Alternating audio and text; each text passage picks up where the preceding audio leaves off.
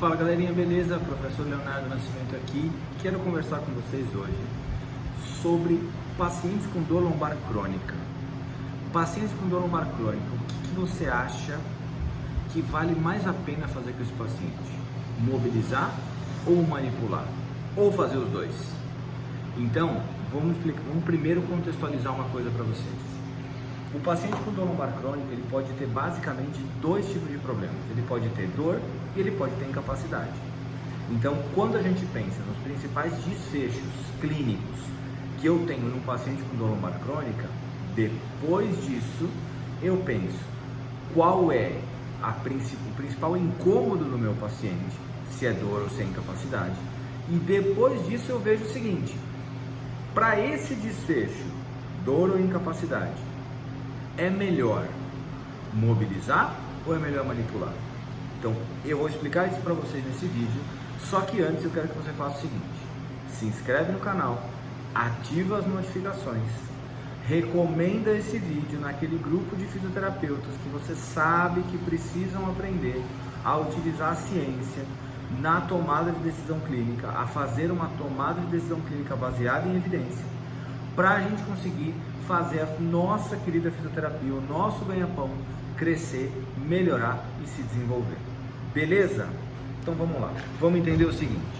Meu paciente com dor lombar crônica. Meu paciente com dor lombar crônica pode ter como problema principal dor.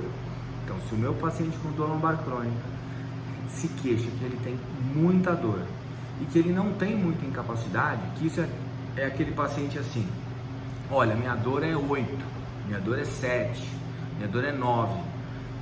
Só que assim, eu faço tudo que eu tenho que fazer, mesmo com dor. Então assim, eu tô com dor, mas eu faço tudo que eu tenho que fazer com dor mesmo, vou embora e não tem problema nenhum. Então, esse é um perfil de paciente. Eu tenho um outro perfil de paciente com dor lombar crônica, que é aquele paciente que fala assim: olha, minha dor é nível 3, nível 4, então minha dor não é muito alta. Só que o que acontece? Apesar da minha dor não ser muito alta, eu não consigo fazer nada. Eu não consigo entrar no carro direito, eu não consigo carregar um peso, eu não consigo pegar meu neto no colo, meu filho no colo. Então o que acontece? É um paciente que tem pouca dor, só que ele tem muita incapacidade. Então percebe que são dois perfis de pacientes diferentes e os dois pacientes têm diagnóstico de dor lombar há mais de 3 meses, certo? Então eu tenho dois perfis, só que eu tenho um terceiro perfil. O terceiro perfil é o seguinte: é aquele que tem muita dor e muita incapacidade. Então é um paciente que tem muita dor e muita incapacidade.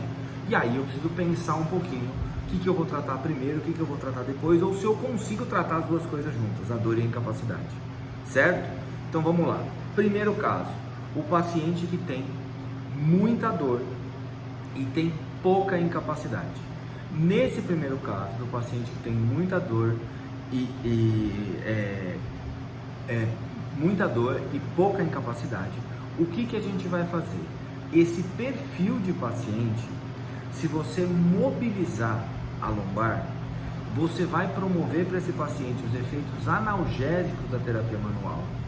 E os efeitos analgésicos da terapia manual vão ajudar esse paciente a diminuir a intensidade da dor. Então, o paciente que tem muita dor e pouca incapacidade, é melhor você mobilizar ao invés de manipular, de acordo com os estudos atuais.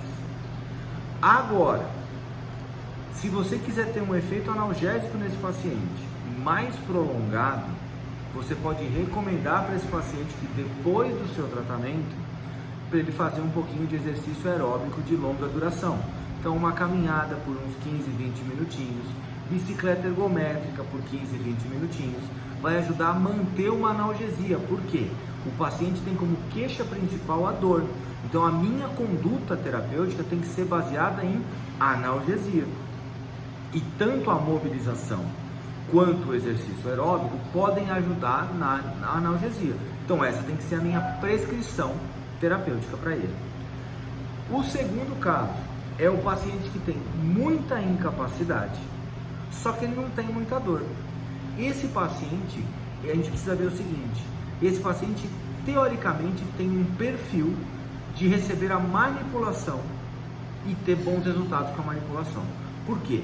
A manipulação ajuda muito na incapacidade, só que ela não ajuda às vezes muito de forma tão intensa na dor. Então o que a gente pode fazer com esse paciente? A gente pode realizar uma manobra de manipulação para aproveitar os efeitos analgésicos dessa manipulação, para entrar com exercícios específicos, por exemplo, exercício de preferência direcional, para trabalhar a incapacidade dele. Então a gente usa a manipulação, nesse paciente que tem muita incapacidade, para tentar trabalhar mais a incapacidade dele, porque a manipulação antes dos exercícios aumenta e potencializa os efeitos analgésicos dos exercícios que eu vou utilizar, da exposição gradativa que eu vou fazer para ele, certo? E o terceiro caso, aquele paciente que tem muita dor e muita incapacidade. Nesse paciente que tem muita dor e muita incapacidade, o que eu gosto de fazer? Porque esse paciente não está bem descrito na literatura. É aquele paciente muito álgico que tem tudo junto. Então a primeira coisa é descartar algumas outras possibilidades de diagnóstico. Por exemplo, descartar uma sensibilização central, descartar uma síndrome da fadiga crônica. E se você quiser que eu fale mais sobre isso, coloca aqui nos comentários desse vídeo. Faça um vídeo sobre síndrome da fadiga crônica, faça um vídeo sobre sensibilização central, e aí eu faço o vídeo aqui para vocês, coloca aqui nos comentários. Mas esse paciente com muita dor e com muita incapacidade, o que a gente pode fazer para ajudar esse paciente?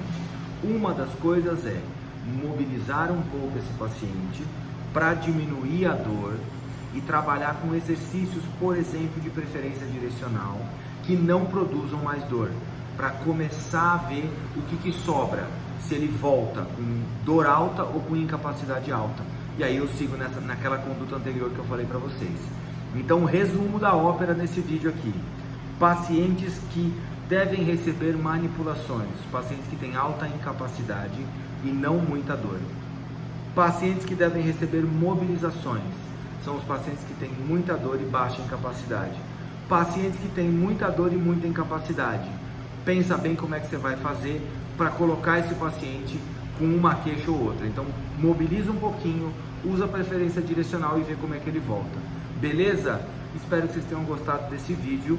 Curta, compartilhe, comente e ajude a ciência a chegar em mais pessoas. Beleza? Um beijo e até a próxima.